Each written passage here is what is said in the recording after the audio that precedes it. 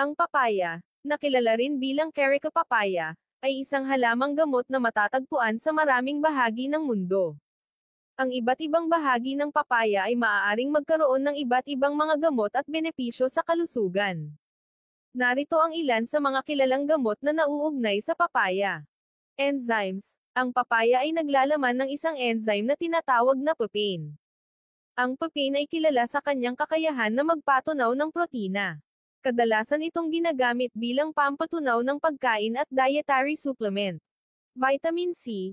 Ang papaya ay isang mahusay na pinagmumulan ng bitamina C, na kahalagahan sa pagpapalakas ng immune system at pangkalahatang kalusugan. Ang pagkakaroon ng sapat na bitamina C ay makatutulong sa paglaban sa mga impeksyon at iba pang mga sakit. Anti-inflammatory properties. Ang ilang pag-aaral ay nagpapakita na ang papaya ay naglalaman ng mga sangkap na may mga anti-inflammatory na katangian. Ang mga ito ay maaaring makatulong sa pagbawas ng pamamaga sa katawan at mabawasan ang mga sintomas ng mga kondisyon na may kaugnayan sa pamamaga. Digestive health. Ang papaya ay kilala rin bilang isang natural na lunas para sa mga problema sa tiyan at pagdumi. Ang papain sa papaya ay maaaring makatulong sa pagbawas ng pagkaantala ng pagtunaw at maaaring mag-alis ng mga impeksyon sa tiyan.